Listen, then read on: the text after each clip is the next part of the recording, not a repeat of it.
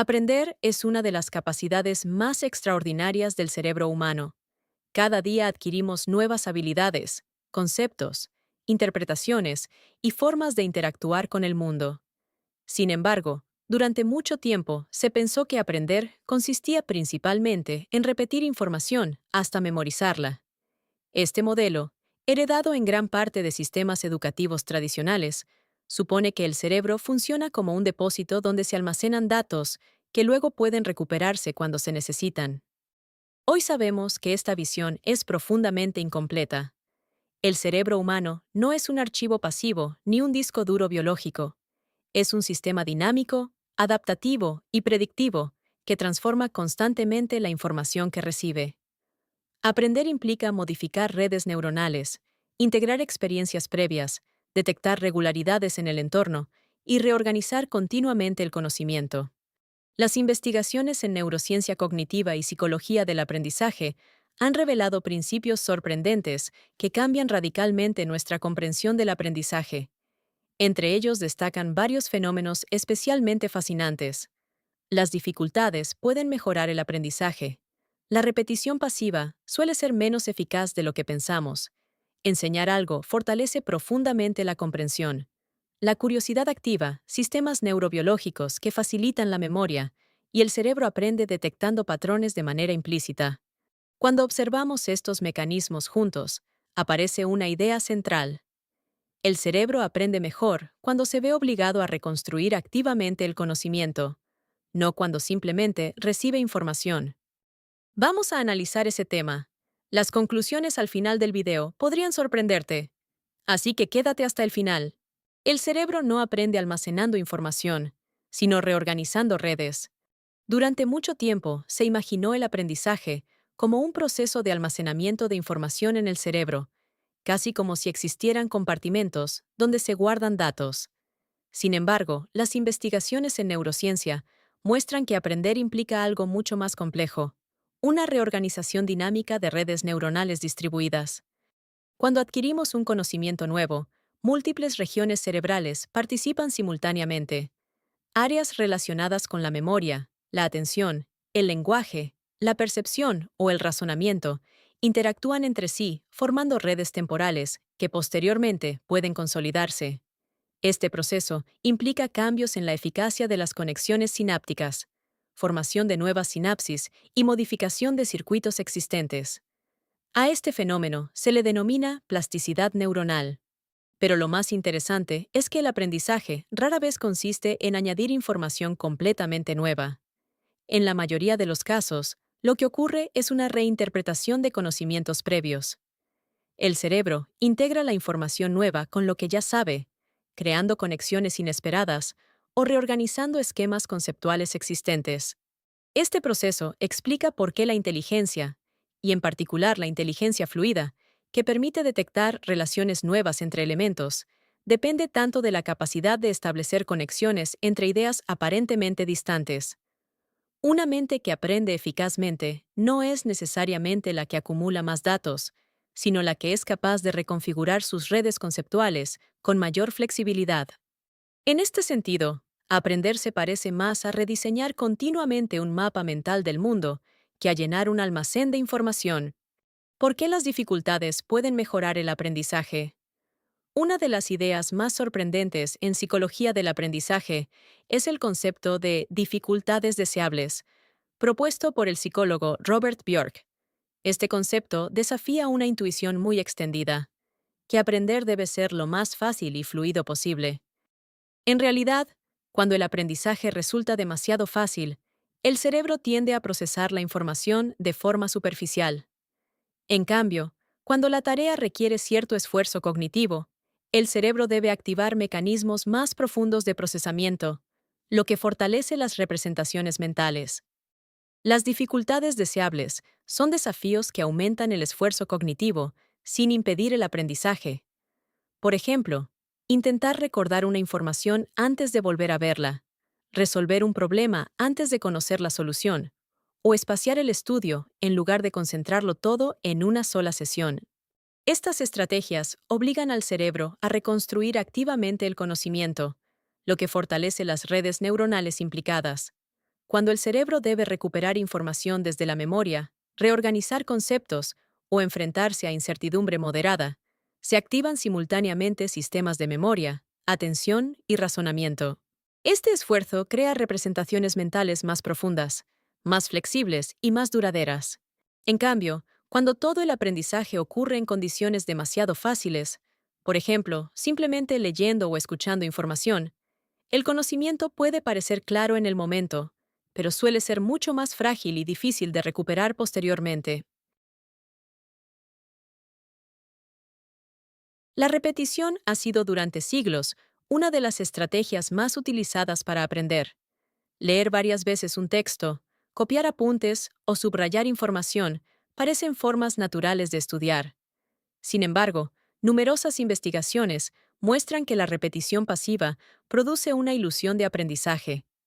Cuando releemos un contenido varias veces, este se vuelve más familiar. La fluidez con la que lo procesamos aumenta, y esta sensación puede confundirse con una comprensión real. Sin embargo, la familiaridad perceptiva no equivale necesariamente a una memoria profunda ni a una comprensión conceptual sólida. El problema es que la repetición pasiva implica un procesamiento cognitivo relativamente superficial.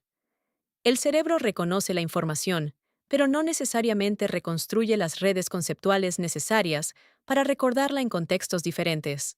En contraste, el aprendizaje mejora cuando el cerebro debe recuperar activamente la información, en lugar de simplemente reconocerla.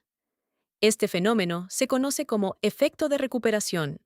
Cada vez que una persona intenta recordar una información sin verla delante, el cerebro reactiva la red neuronal que representa ese conocimiento. Este proceso no solo recupera la información, sino que también la refuerza y la consolida. Por esta razón, intentar recordar algo, aunque resulte difícil o incluso se cometan errores, suele ser mucho más eficaz para el aprendizaje a largo plazo que volver a leer el material varias veces. ¿Por qué explicar algo mejora la comprensión? Una de las formas más poderosas de consolidar el aprendizaje es explicar lo aprendido a otra persona. Este fenómeno se conoce como protégé effect, o efecto de enseñar para aprender. Cuando una persona intenta explicar un concepto, el cerebro debe realizar múltiples operaciones cognitivas complejas. No basta con recordar información, es necesario organizarla, estructurarla y transformarla en una explicación coherente. Durante este proceso, el cerebro detecta rápidamente posibles lagunas en la comprensión. Aquello que parecía claro mientras se leía o escuchaba puede revelarse incompleto cuando se intenta explicar con palabras propias. Además, explicar implica traducir ideas abstractas en ejemplos, analogías o comparaciones que permitan que otra persona comprenda el concepto. Este proceso obliga al cerebro a establecer nuevas conexiones entre diferentes representaciones mentales. Desde el punto de vista neurocognitivo, enseñar activa procesos de metacognición, es decir, la capacidad de reflexionar sobre el propio pensamiento. Esta metacognición permite evaluar la solidez del conocimiento y reorganizarlo si es necesario. Por eso ocurre algo muy interesante. Muchas personas descubren que comprenden realmente un concepto solo cuando intentan enseñarlo. La curiosidad es uno de los motores más poderosos del aprendizaje humano. Cuando una persona siente curiosidad por algo, el cerebro entra en un estado particular de activación que favorece la exploración cognitiva y la consolidación de la memoria. Desde el punto de vista neurobiológico, la curiosidad está asociada con la activación de circuitos dopaminérgicos, especialmente aquellos que conectan el área tegmental ventral con el hipocampo y el núcleo accumbens. La dopamina es un neurotransmisor que desempeña un papel crucial en varios procesos relacionados con el aprendizaje. Entre otras funciones, aumenta la motivación para explorar información nueva, mejora la atención hacia estímulos relevantes y facilita la consolidación de recuerdos en el hipocampo. Cuando sentimos curiosidad por una pregunta o un problema, estos circuitos dopaminérgicos envían una señal al cerebro que puede interpretarse como una marca de importancia.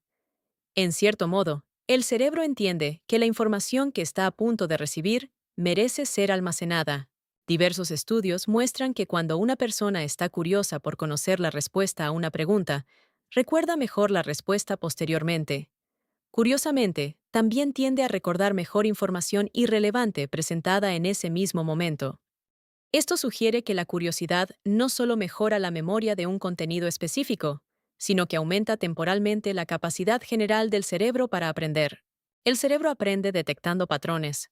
Una de las habilidades más impresionantes del cerebro humano es su capacidad para detectar patrones complejos en el entorno, incluso sin que seamos conscientes de ello. Gran parte del aprendizaje humano ocurre a través de un mecanismo llamado aprendizaje estadístico implícito.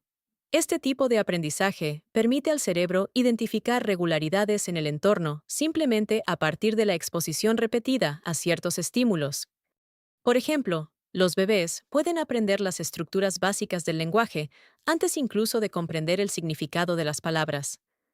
Al escuchar conversaciones, el cerebro detecta probabilidades de transición entre sonidos y sílabas, lo que permite segmentar el flujo continuo del habla en unidades lingüísticas.